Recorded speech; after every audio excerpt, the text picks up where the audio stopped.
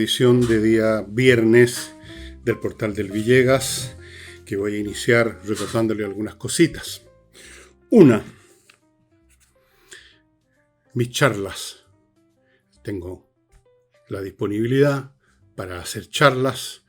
Una de ellas de hacer incluso en unos días más, el 11 de abril en Osorno. Ya les he contado de eso. Y en un hotel allá, ustedes pueden averiguar. Hay un teléfono para aquellos que se complican con la internet. El teléfono es un celular para que ustedes averigüen el hotel donde esto se va a llevar a cabo, un hotel en Osorno, en la tardecita, el 11 de abril, donde voy a hablar de, qué sé yo, la naturaleza de la élite, llamémosla élite, gobernante, de dónde salió este grupo humano, qué es lo que está pasando en Chile y en el planeta, los cambios grandes que se están produciendo, etcétera. Voy a estar disponible para contestar preguntas, etcétera. Para los que no quieren entrar a internet a ver los detalles, les voy a dar un celular, anótenlo. 9 y luego 6303 0462. Ojalá que esté saliendo ahí, pero lo repito para que usted, si quiere, si está interesado, pero no, para que llame y vea cómo adquiere los tickets de entrada para esta exposición mía. 96303 0462. En esas palabras es un celular.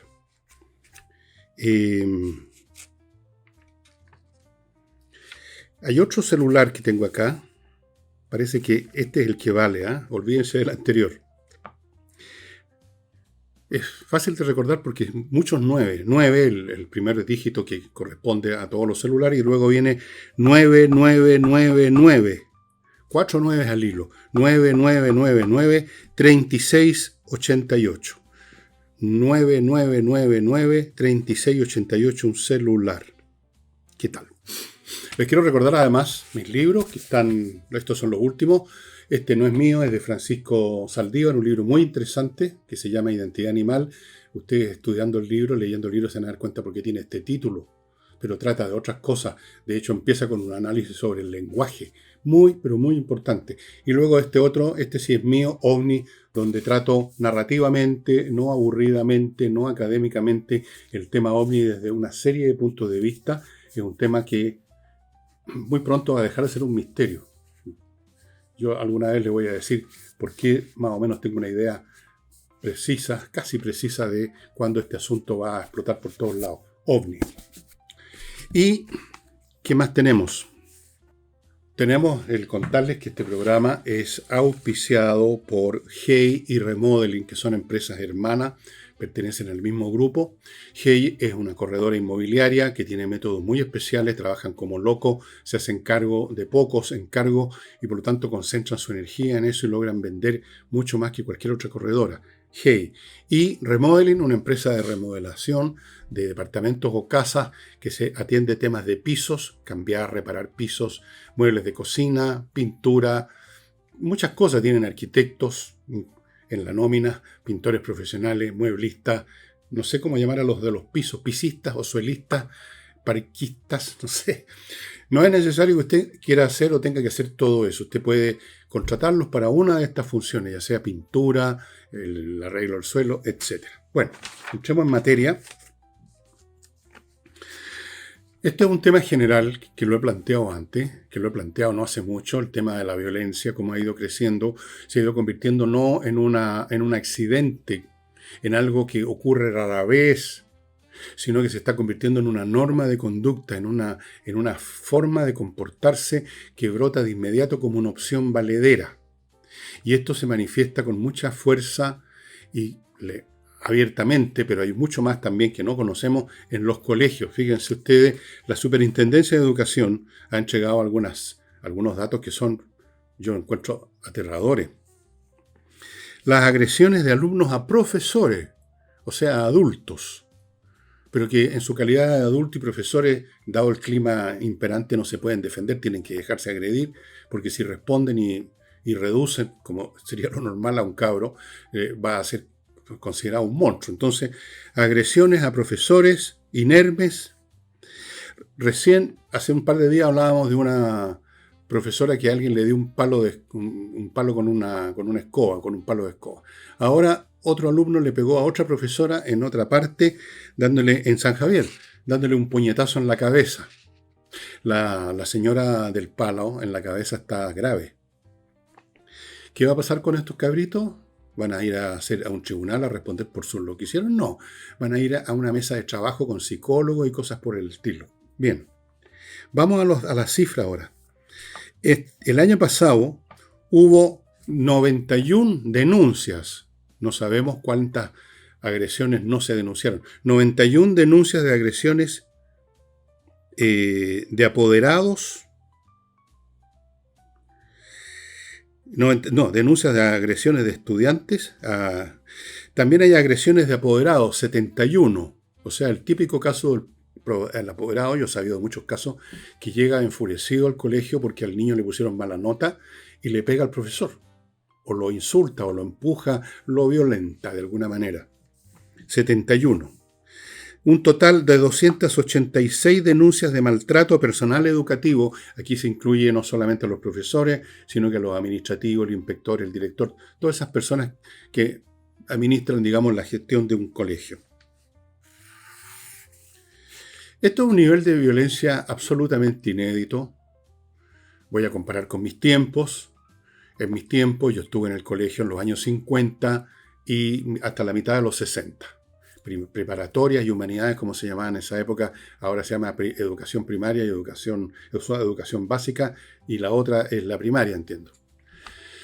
Nunca ocurrió una cosa como esa. Nunca hubo una agresión a un profesor, a un empleado, a un administrativo, a un inspector. Tampoco había bullying entre los alumnos. Habían de vez en cuando alguna pelea a puñete. Nada especial, nada del otro mundo. Yo estuve involucrado en un par de ellas.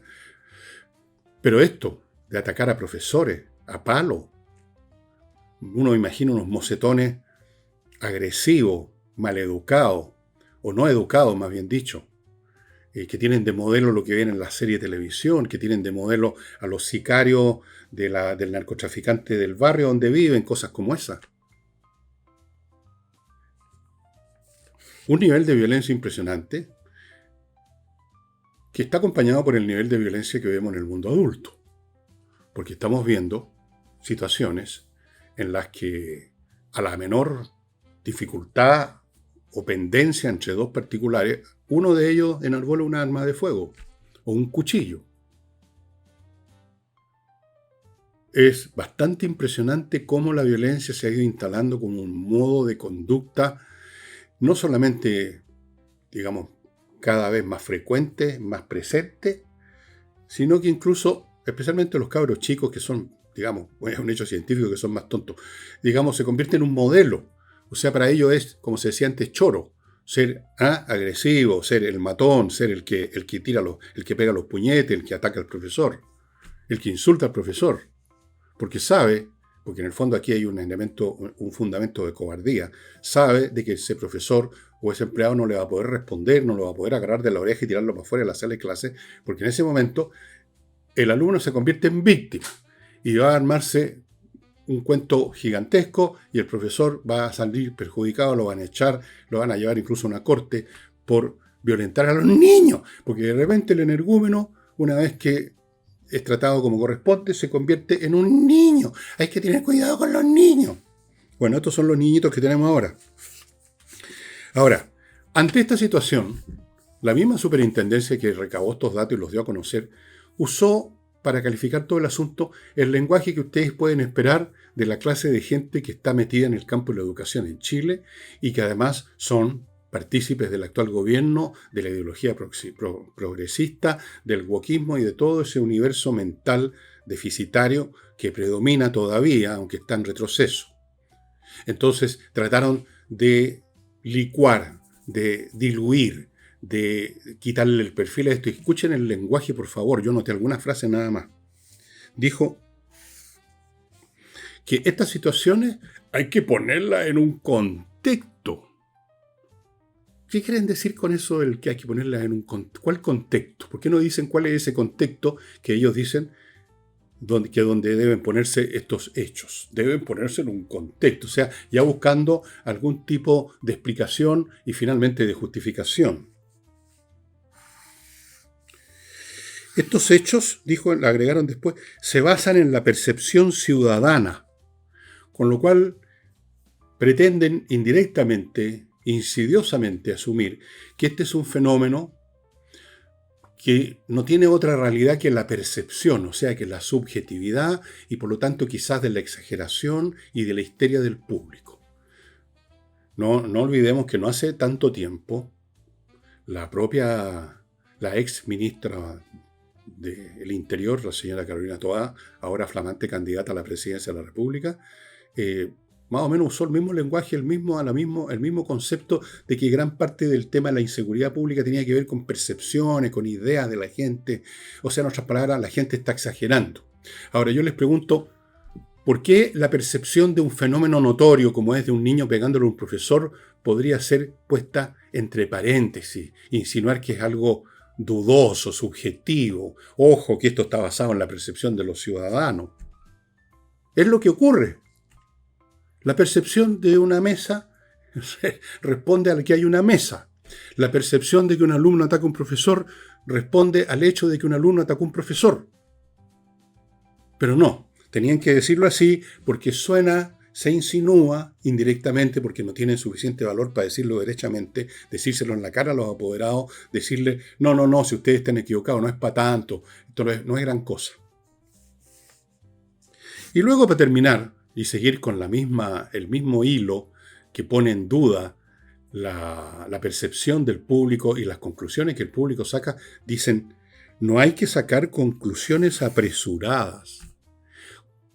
¿Cuál sería una conclusión no apresurada, señores de la Superintendencia de Educación? Ir a buscar las causas sociológicas más profundas que implican, que determinan, que causan la existencia de estos niñitos que le pegan un escobazo a la profesora.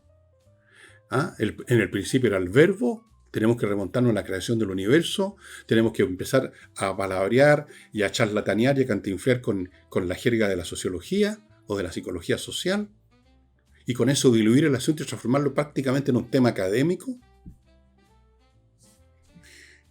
¿Por qué es apresurada la conclusión de que hay violencia en los colegios, cuando efectivamente hay violencia en los colegios? ¿Se le olvidó a la superintendencia lo de los niñitos que estaban preparando bombas Molotov? ¿Se le olvidó a los niñitos que arrojan bombas Molotov a cada momento en uno de los colegios que se llamaban emblemáticos, el Instituto Nacional?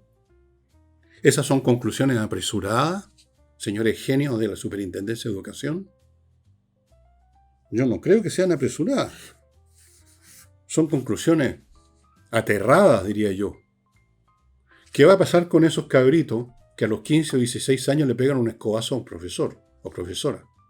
¿En qué se van a convertir a los 20, a los 30?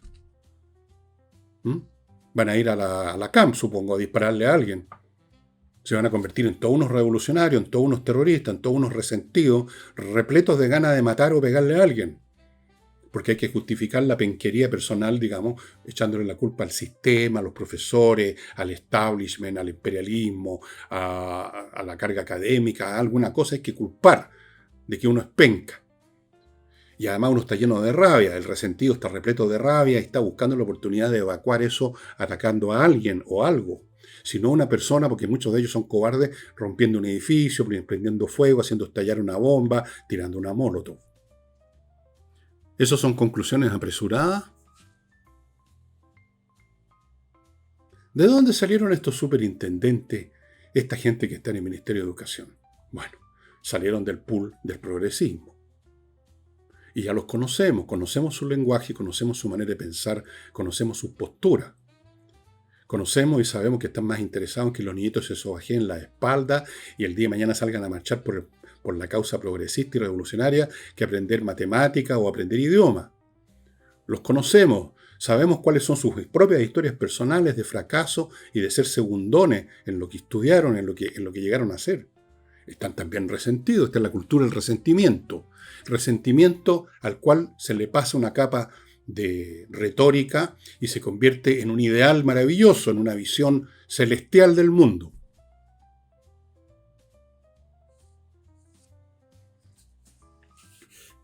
Bueno,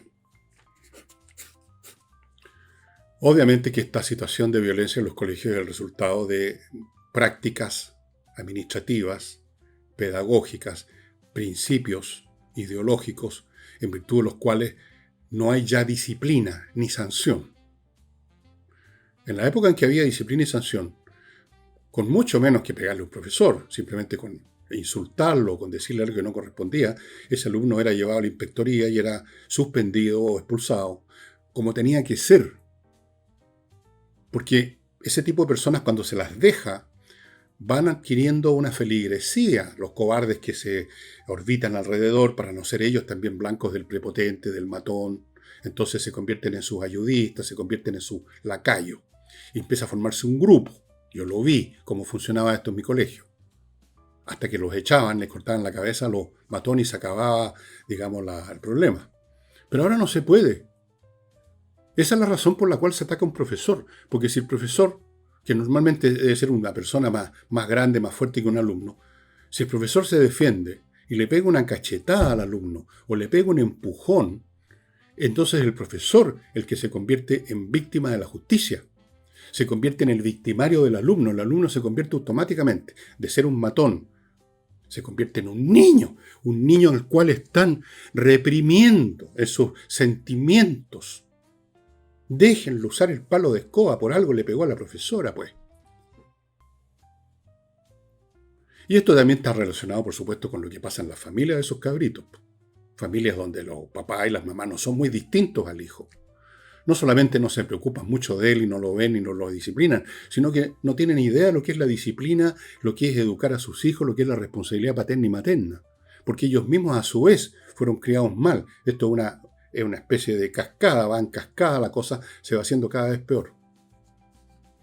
Y yo me pregunto una vez más, cosas que he hecho en otros programas, ¿qué clase de país vamos a tener cuando estos cabritos se conviertan en la generación que se haga cargo de todo? Porque los más viejos se van a ir muriendo, retirando. Entonces ellos van a llegar al poder, como ya llegaron, lo de la generación previa a estos cabritos del colegio, y ya los vemos cómo funcionan. Imagínense estos otros que son peores todavía. Yo no le veo mucho futuro a un país con una población, con un contingente humano de esta pésima calidad, intelectual, moral, formativa, etc. Son como animalitos. Yo no digo que todos van a decir, usted está generalizando. Estoy simplemente indicando los datos que la propia superintendencia ha dado. Y, naturalmente, que detrás de estas cifras hay una cifra mucho más grande de cosas que no se denuncian. No todo alumno que es matoneado, hasta quizás violado por otro alumno en el baño, o que es maltratado en las redes, no todo eso llega a la prensa o se convierte en una denuncia formal ante la inspectoría, ante el colegio, ante el ministerio. Probablemente la inmensa mayoría no llega nunca, porque la misma víctima tiene miedo de ser aún más victimizado si denuncia la situación. Y ni siquiera quizás le cuenta a sus papás.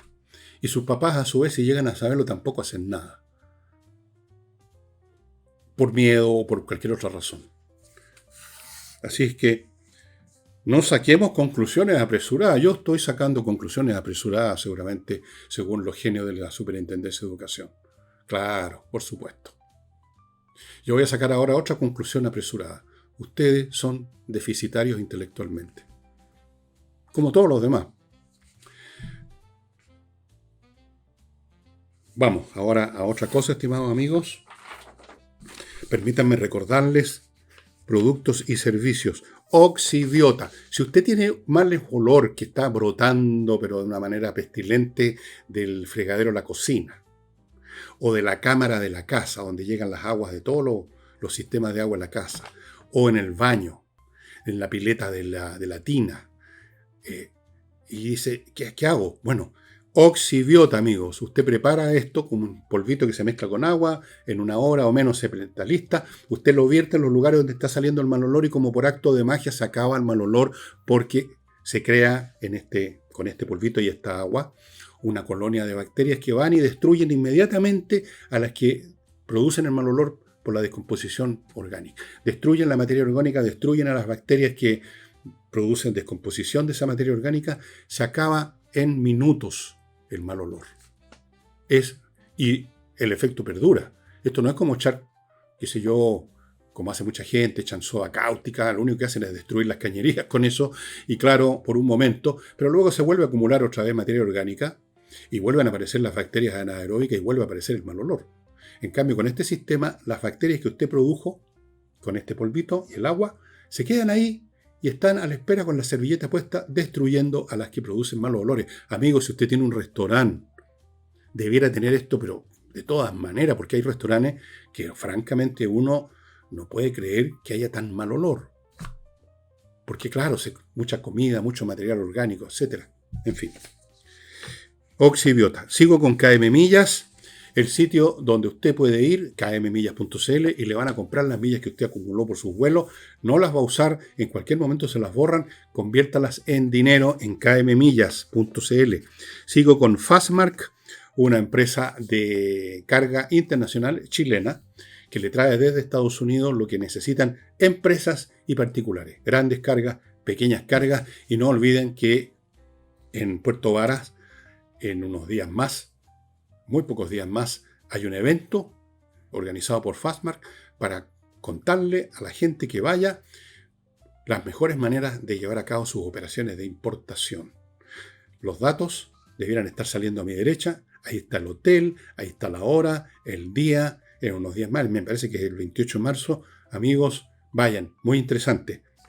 Y termino este bloque con Lomas de Millaray, la iniciativa inmobiliaria situada en la región de los lagos, donde usted puede adquirir una parcela que ya tiene instalada agua, electricidad y fibra óptica para su computador, en un paraje maravilloso, como es en general toda la región de los lagos, pero además a 5 minutos de la comuna de Los Muermos cuando usted quiera ir a comprar al supermercado, y a solo 30 minutos de Puerto Montt cuando usted tenga que ir a hacer algo a esa ciudad o al aeropuerto. Bien.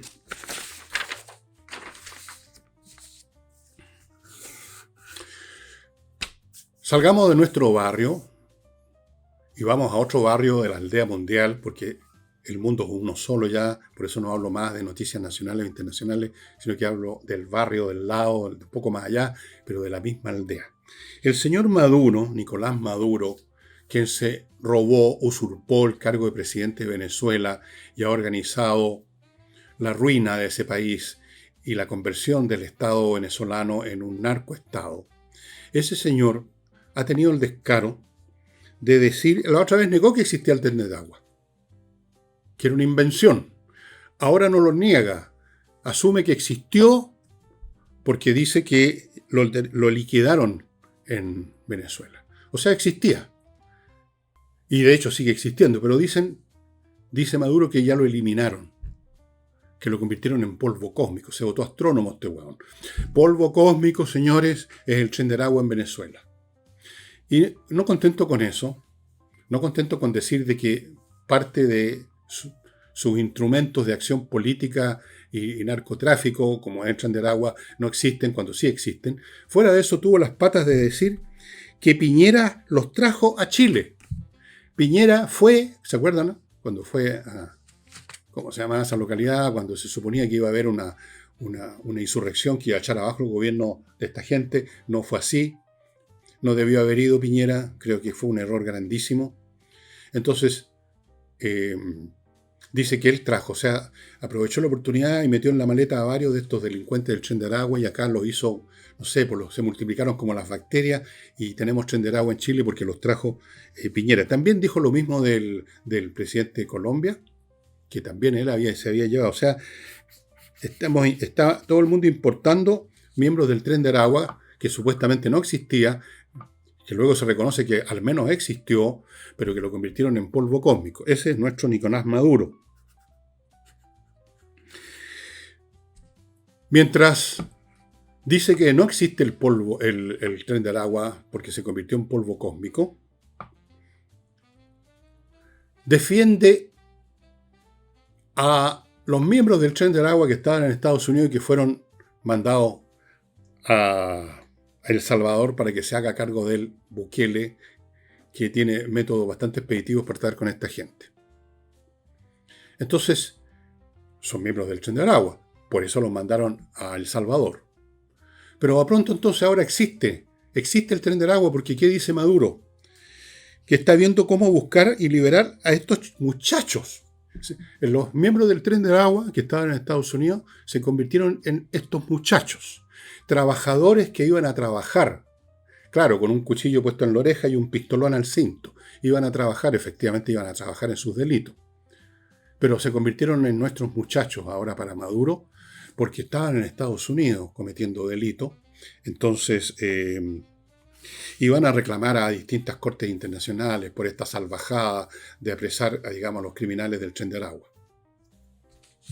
Bueno, este tipo de cosas y muchas otras, tanto de origen en el gobierno de Venezuela como las que escuchamos acá, de origen del gobierno chileno, lo que dice la señora Echeverry, lo que dice, y vamos a ir a eso, lo que dice Boris, es una ilustración real, una ilustración en el mundo real del modo como planteó esta forma de ver el mundo al revés George Orwell en su novela que he mencionado muchas veces, 1984.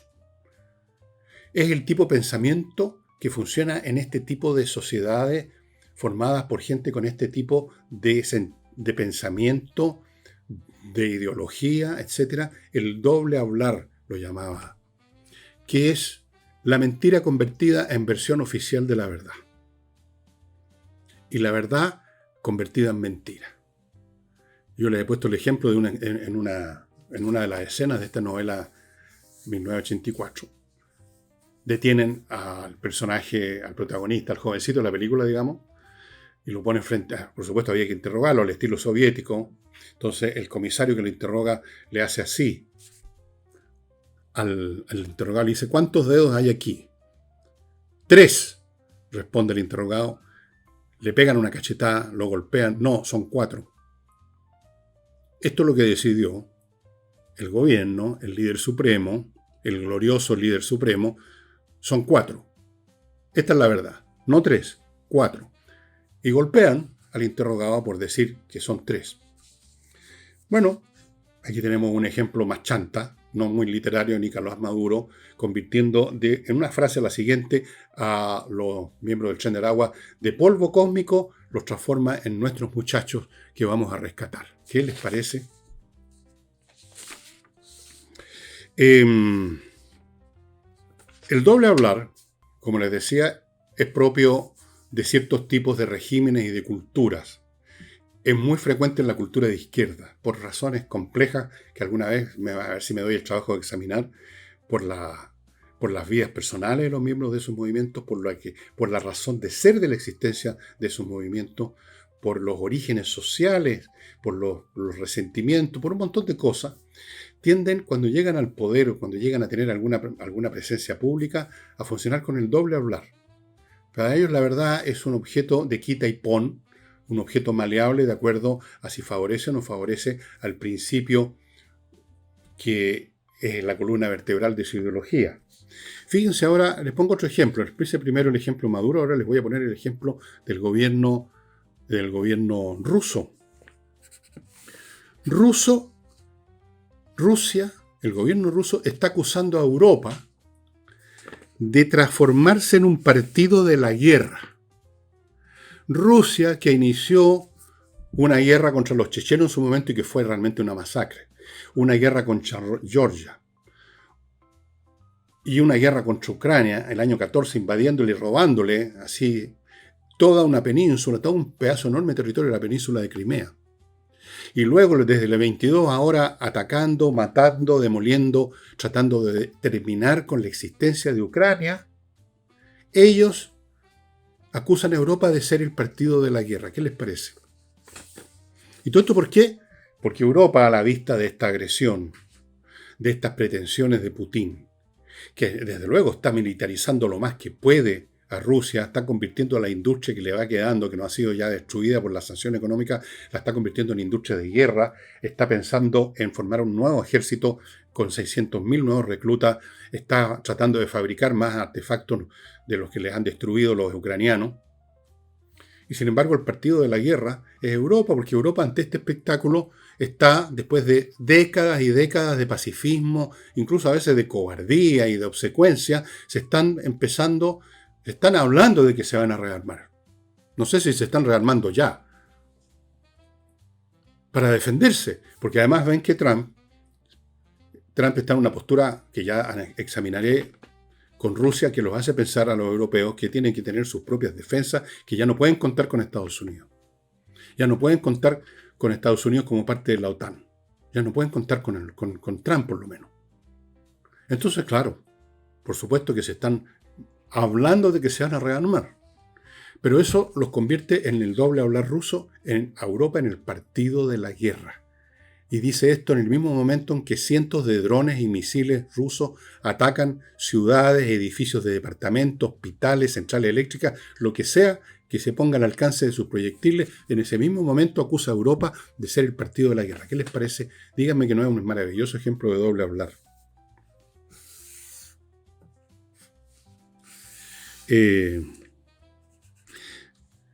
Dijo además, no sé si fue Putin propiamente tal o uno de sus lacayos que tiene ahí, que Europa es el obstáculo para la paz.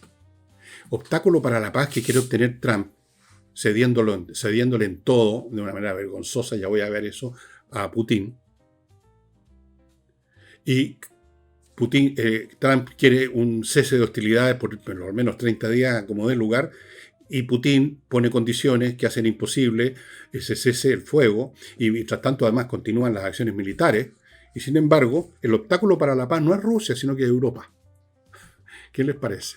Es un obstáculo para la paz, porque fíjese que los europeos tienen las patas, tienen la frescura de querer defenderse el día de mañana si el señor Putin, enloquecido, sigue adelante con sus planes. Y yo no sé si esto entra en el capítulo del doble hablar, de ver el mundo al revés de lo que es, pero lo voy a tratar de esa manera, a propósito de la manera como ha reaccionado el gobierno con el crecimiento que se dice que tuvo el país. Yo no sé hasta qué punto esa cifra es correcta, pero vamos a asumir que sí, que el país en el año 24 creció la economía en un 2,6%. ¿Y qué han hecho con esa cifra? Ya lo vamos a ver. Antes de eso, amigos, les quiero recordar, Entrena Inglés, la academia de inglés gestionada por profesores que dan clases online para que usted domine el arte de la conversación y se pueda mover tranquilo por el mundo. A mi derecha está el afiche con los detalles del valor del curso y todo ese tipo de cosas. Continúo con compreoro.com, donde usted puede comprar oro y plata en lingotes o en moneda para tener un resguardo absolutamente indestructible de sus finanzas. No olviden, entre paréntesis, que el oro ha estado subiendo de valor muchísimo en estos días. Continúo con el método EVE, un método para eliminar aquellas imperfecciones de su cuerpo que usted no va a eliminar jamás bajando de peso, porque no está por ahí la cosa. Qué sé yo, la celulitis no la elimina bajando de peso, y de hecho aumenta muchas veces. El método EVE lo trajeron de Corea del Sur, se da personalizadamente, cada cual tiene imperfecciones propias, en Vitacura, en un centro en Vitacura, otro en Concón y otro muy pronto va a abrir sus puertas en Los Ángeles, y usted puede pasar de uno al otro y su método sigue, digamos, continuando conforme a los planes. Puede partir en Concón, luego sigue su segunda clase o tercera en Vitacura, luego la cuarta en otro lado, en Los Ángeles, luego así. Hay una continuidad, estimado amigo, no hay ningún problema, por si usted viaja mucho. Continúo con Polaricenter, una empresa, polaricenter.cl lo ubica, que le blinda la parte más débil y frágil de un automóvil o camioneta, que es las ventanillas y el parabrisas, que rompen los delincuentes después que lo han encerrado a usted. Usted ya cerró las puertas, no pueden abrir las puertas, pero pueden romper los vidrios, lo van a agarrar cogote y lo van a sacar para afuera, lo van a joder. Con ellos ponen un polímero que no elimina, no disminuye la visibilidad de las ventanillas en el parabrisas, pero impide que se pase para el otro lado. Pueden romper, trizar el vidrio, pero no pueden pasar, y usted tiene tiempo para salir pitando de ahí. Y termino este bloque con servicios logísticos de ingeniería, consultores, ingenieros que revisan la logística de su empresa, descubren los puntos donde no es muy eficiente la gestión, donde usted está perdiendo dinero, está perdiendo mercancía, está perdiendo clientes, le dan la solución y le buscan el personal para manejar eso como debe ser, como la gente. Bueno, El gobierno se ha cachetoneado con su 2,6% de una manera grotesca, grosera, tan casi al borde de la histeria. Cosa entre paréntesis, primero, que nunca les interesó el tema del crecimiento. Ellos no venían a hacer crecer la economía, a impulsar el desarrollo, ellos venían a transformar el modelo. Hay un tontón, que ya no forma parte del gobierno, un tal Ahumada, que pretendía él solo, ese cabrito de no muchas luces, transformar la economía chilena, no se sabe exactamente en qué, era puro cantinfleo lo que escribió, puro cantinfleo, no hay ni una sola cosa inteligente en todo lo que escribió, pero como no son muy inteligentes en la moneda, estaban pero deslumbrados. Entonces, no les interesaba el tema del desarrollo. Ellos no venían a una cosa tan fenicia, tan chanta, tan mercantil, como estar preocupados de hacer crecer la economía para darle más trabajo y más bienestar a la gente. No, ellos venían a las transformaciones profundas. Pero resulta que no les ha funcionado nada. Se dan cuenta que la gente está preocupada de la economía porque le va en el bolsillo, ¿no es cierto? Y entonces ahora empezaron a hablar, no a ocuparse, sino quizás a preocuparse. Entonces, ahora ya aparece el tema de desarrollo económico en el radar de esta gente, y aparece entonces esta cifra y se cachetonean como si ese 2,26% fuera una cantidad fantástica. Entonces Marcelo habló, estamos en la senda del crecimiento, 2,6. Yo les leí el otro día la cifra del crecimiento de otros países latinoamericanos que van entre 50 al doble o más por ciento, más que el 2,6%. Cachetoneándose, no solo eso, sino que votándose a macanudo con aquellos economistas que dijeron que habría sido un milagro crecer al 2 y tanto por ciento. ¿Y dónde están estos que decían tal cosa? Festejan una cifra miserable, de la cual además no tienen ellos autoría, porque esa cifra, piensen ustedes lo siguiente, es crecimiento en comparación a años en que no hubo ningún crecimiento. Entonces bastaba quizás que en la panadería de la esquina empezaran a producir un poco más de marraquetas para que tuviera que aumentar el Producto Geográfico Bruto o el PIB. Porque la gente tiene que sobrevivir.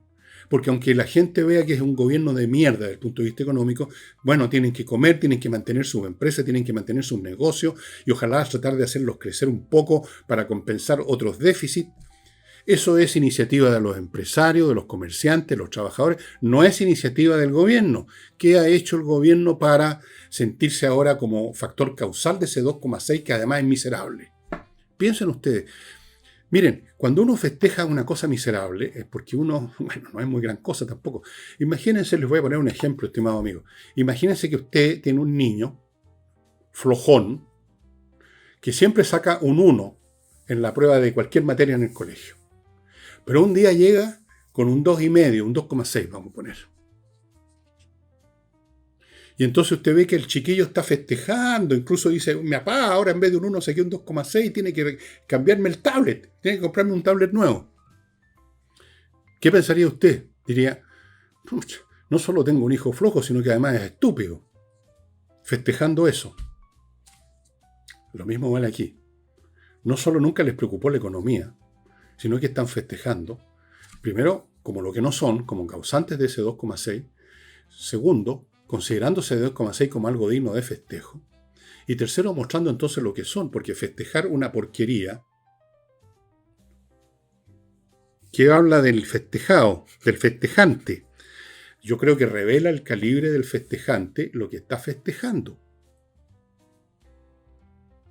En la época mía, un estudiante empezaba a festejar y a cachetonearse del 6 para arriba, no con el 4, mucho menos con el 2. Estos festejan con el 2. Son para la risa. ¿Y por qué lo hacen nada más? Por razones electorales. Porque siguen sin creer en esto de la economía, siguen sin creer en esto del desarrollo, siguen creyendo como el tontón Ahumada en lo que cree el tontón Ahumada, en la transformación, en una economía, no sé cómo la definió, una economía X. Una economía curiosa, una economía donde no hay inversión, una economía donde se para todo, como ha ocurrido, todos los proyectos que se han parado con la permisología, una economía ambiental, amable con el medio ambiente, como dicen, o sea, tan amable que no se hace nada para no perjudicar el medio ambiente. Yo no sé qué otros detalles tenía la, abro comillas, economía del señor Ahumada, pero en eso sigue creyendo el gobierno, sigue creyendo en la coalición. Esto que están haciendo, este festejo, un festejo que no solamente los revelan lo pequeños que son, sino que además ni siquiera ellos se creen en el festejo. Lo están haciendo mirando de reojo a la claque votante, a los electores. Oye, nosotros sabemos hacer crecer el país. No tienen idea. Háganle una prueba de aritmética elemental a Boris y a ver qué nota le ponen. Un 2. No sé si sabrá la tabla del 8.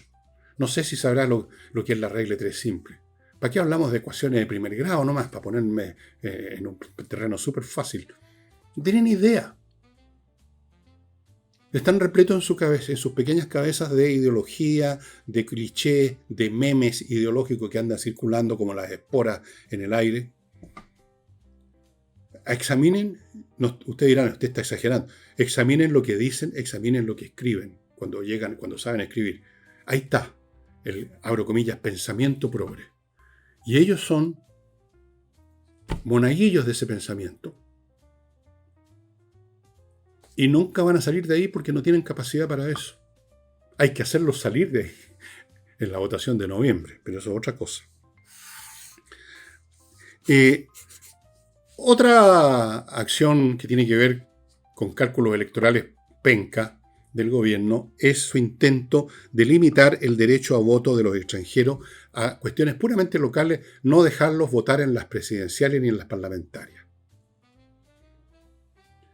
¿Por qué?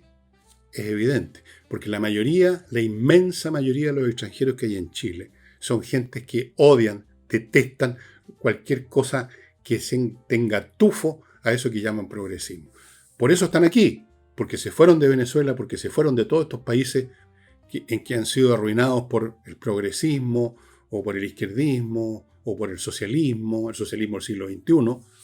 Hable usted con cualquiera persona, esos que le van a dejar quizás mercancía a su casa, ese profesional que lo atiende en un centro médico, que son de Venezuela, Colombia, o sea, pregúntele qué piensan de las posturas llamadas progresistas y escuche lo que le van a decir. La inmensa mayoría de los extranjeros que están en Chile jamás van a votar por un candidato de izquierda, eso es lo que quiero decirle. ¿Ustedes creen que estaría preocupado de hacer lo llamaron indicación para ver si pasaba colado? Si este país estuviera lleno de inmigrantes de notoria inclinación de izquierda, si hubieran llegado así, aunque solo fuera para votar 2 millones de cubanos o qué sé yo, de rusos, no sé, o de chinos. Adelante, denle derecho a voto, ampliemos la democracia, que los hermanos de Venezuela, los hermanos de China voten también por el presidente. ¿Por qué? Calculando que habría sido un voto favorable para ellos, por supuesto. Pero aquí saben que es un voto desfavorable para ellos, el de la gran masa, no todos, pero la inmensa mayoría, yo diría que por lo menos un 80, 90%. Yo hablo con todas las personas extranjeras que vienen a mi casa a dejarme algo. Y son muchos. Ninguno deja de ser un acérrimo detestador de las posturas, llamémoslas progresistas de izquierda. Ninguno de ellos va a votar por los candidatos del oficialismo. Y lo saben en La Moneda. Entonces tiraron la indicación. Es un cálculo electoral, un cálculo miserable, como sumar 1 más 1. Ni siquiera 2 más 2, 1 más 1. Pero son capaces del 1 más 1. Entonces dijeron, no, pues compañero, ¿cómo vamos a dejar votar a estos hueones si son todos contrarios a nosotros? Vamos con la indicación. Pero fue rechazada la indicación en la Comisión de Gobierno del Senado. Van a volver a insistir en el gobierno, yo creo que eso no les va a resultar. En primer lugar, no tienen cómo insistir, tendría que insistir un senador de ello. No les va a funcionar. Así es que la comisión consideró inadmisible esa indicación del gobierno, simplemente. No se puede admitir siquiera. Pero, como les digo, el gobierno quiere cerrarle el camino a las urnas a una población extranjera que en su inmensa mayoría es contraria al oficialismo. Eso es todo. Ese es el secreto de esa indicación.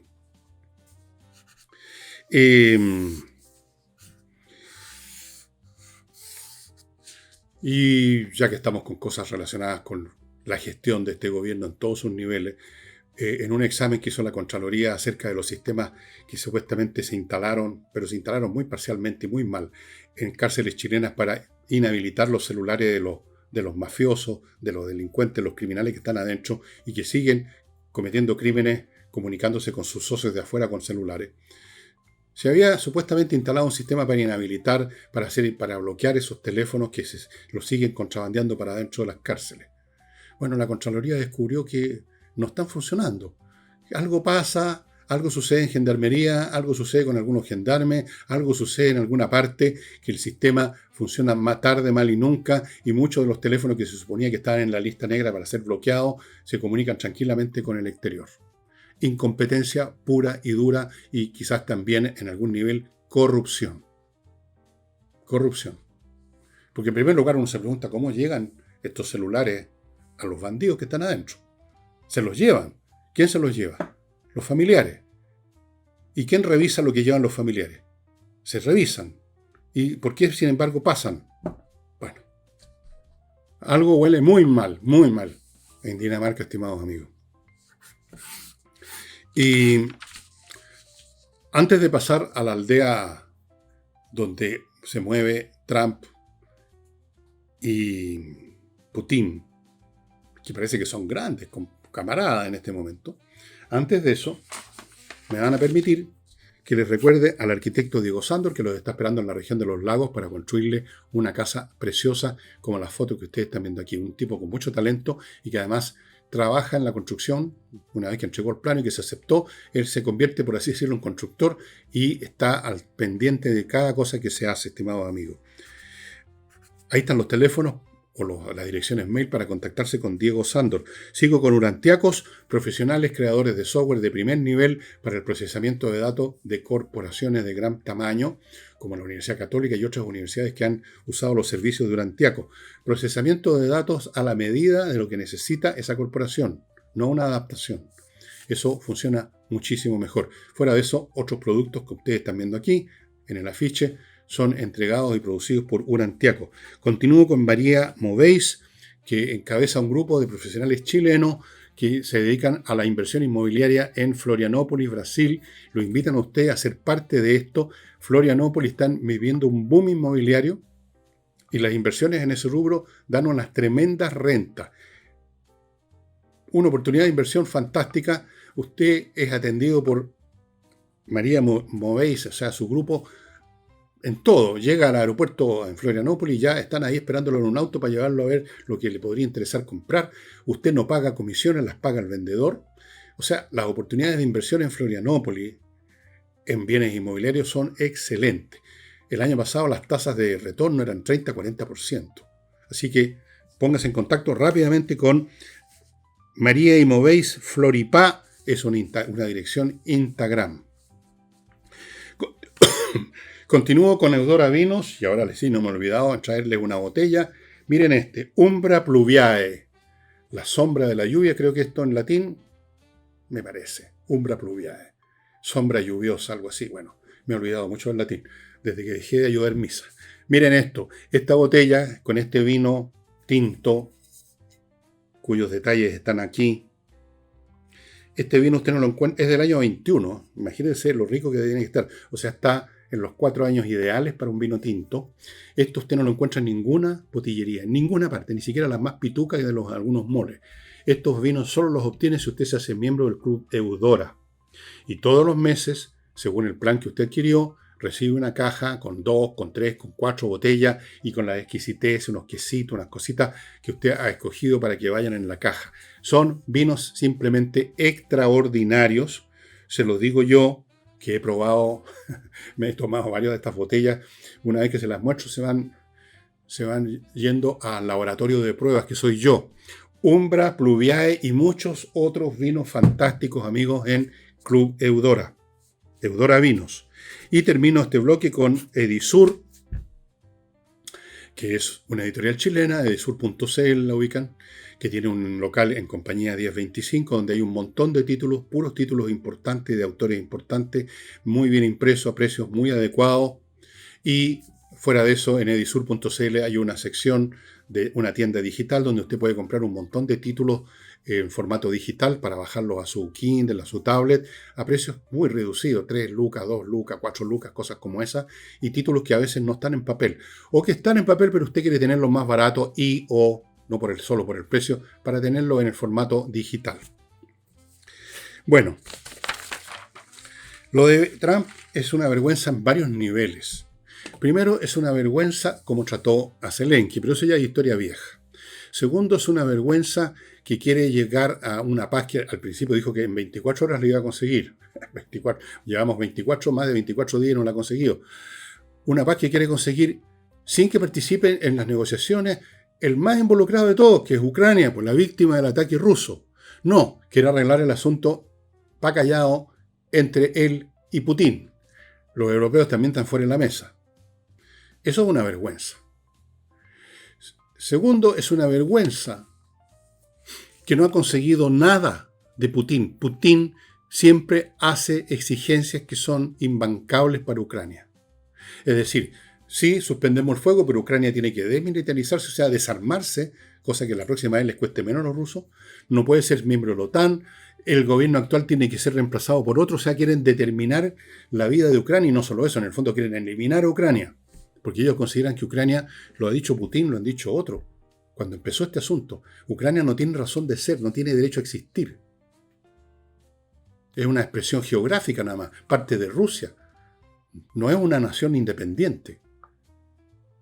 Y Trump ha aceptado, y la prueba de que ha aceptado es los comentarios que hace acerca de sus conversaciones con Putin.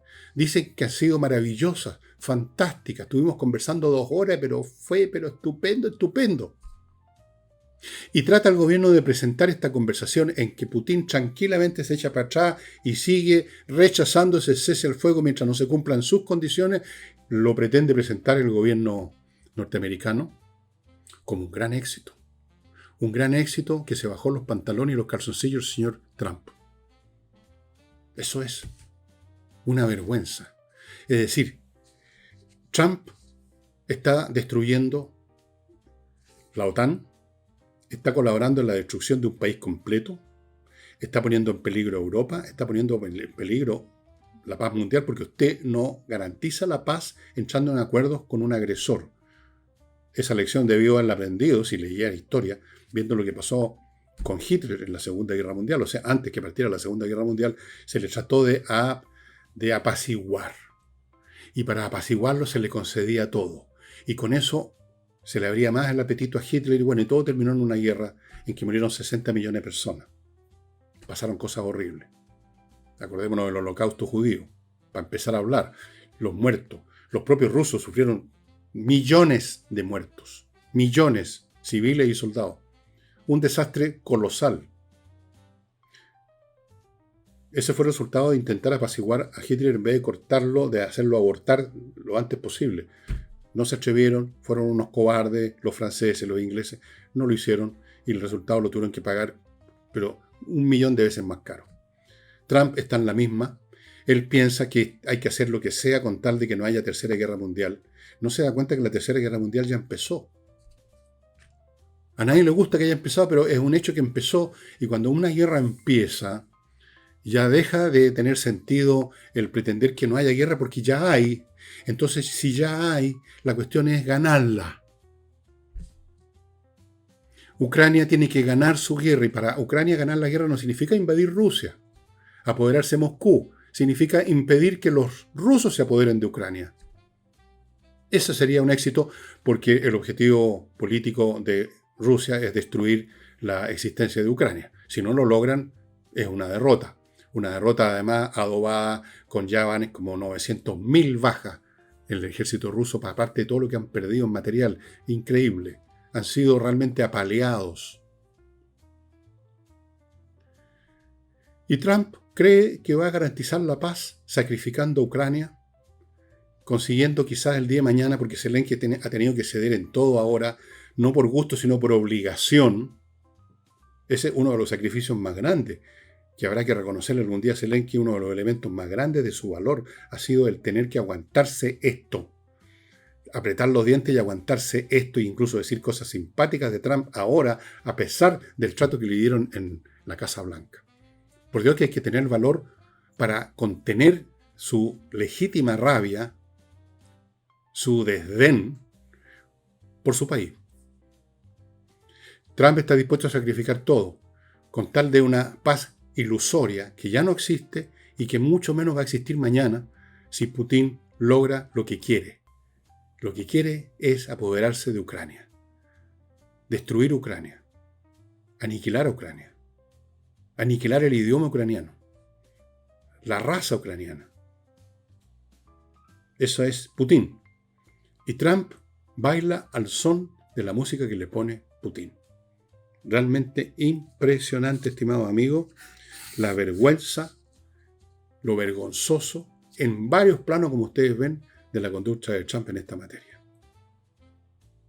Mientras le matonea a los panameños, mientras le matonea a Canadá y le matonea a México, se inclina servilmente ante Putin. Eso es para evitar una guerra nuclear, supongo, está pensando. No se evita una guerra nuclear alimentando al cocodrilo con más carne. Se le para en seco ahora, precisamente para evitar una guerra nuclear. Se le para en seco, porque con eso se demuestra la determinación. Ahora se está demostrando debilidad. Trump ha sido sobrepasado en inteligencia, en maniobras diplomáticas y políticas por Putin 1000 veces. Ha quedado en ridículo.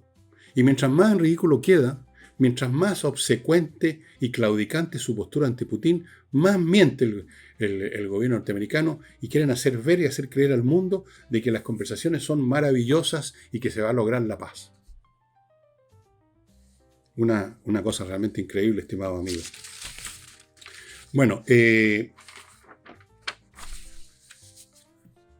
antes de continuar, les quiero recordar, amigos, a un buffet o una oficina de contadores muy buenos, nosotros los conocemos, que se hacen cargo de la contabilidad integral de toda clase de empresas, pequeñas, medianas, grandes, muy grandes, hiper grandes, lo que sea, con una visión integral, un tratamiento integral de todos los temas vinculados al manejo contable de una empresa, que no es solamente ver el libro de la columna de egresos e ingresos, sino que millones de cosas, tributación, salario, pago con esto, que las cotizaciones de los empleados, millones de cosas tienen que estar incluidas en el concepto hoy en día.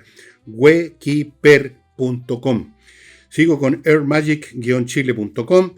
Ya saben, una empresa europea que se instaló en Chile para brindar soluciones de climatización a empresas fabriles que tienen talleres donde se fabrican cosas y por lo tanto con las máquinas y por los operarios se junta calor y legalmente hay un límite que si usted sobrepasa le caen las multas más feroces que usted se puede imaginar, como lo saben, lo han vivido en carne propia un montón de empresas.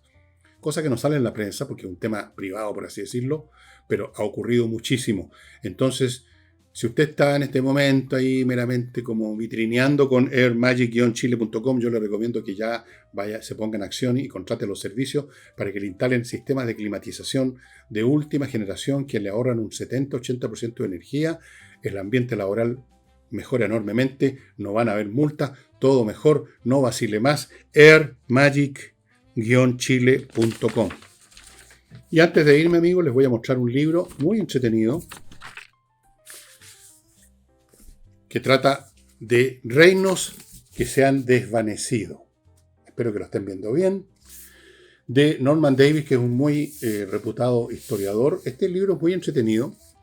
El auge o la aparición y auge y caída de estados y naciones. Porque no solamente se derrumbó el Imperio Romano, la típica decadencia y caída del Imperio Romano. Montones de reinos, algunos de los cuales uno no sabía ni siquiera que existían, tuvieron su momento y luego se desvanecieron. Y ver sus historias particulares no solo es muy entretenido. Aquí están las historias de un montón de esos reinos. Estoy pensando en el reino visigodo en España, aniquilado por los musulmanes. Estoy pensando en muchas cosas. Aquí está la lista por acá de... Bueno, no importa. Un montón de Burgundia, Aragón. Bueno, está con ilustraciones muy bonitas. Es un libro muy interesante, muy bien ilustrado, muy entretenido. Y uno, al ver cómo decaen y caen estados, naciones, imperios y toda clase de entidades, algunas de gran tamaño y otras pequeñas, uno va descubriendo el patrón que lleva a la caída. Lo que hizo posible el auge y lo que hizo necesaria la caída. Es muy interesante porque así, con la historia comparada, es como uno va captando, digamos, las grandes leyes de la historia, porque sí existen las leyes de la historia por muchas variaciones que den las circunstancias. Muy entretenido, Vanished Kingdoms, The Rise and Fall of State and Nation, de Norman Davies, que tiene una tremenda historia de Europa también, que se la he mostrado alguna vez. Y eso sería todo por hoy, estimado amigo. Nos estamos viendo mañana sábado y el domingo, espero también, con un tema que todavía no sé cuál podría ser, pero en una de esas saco algo de aquí para darles por así decirlo, un aperitivo de lo que este libro trae. En una de esas me dedico a el auge y caída de algunos de los reinos que están aquí. Puede ser o puede ser otra cosa. Nos estamos viendo.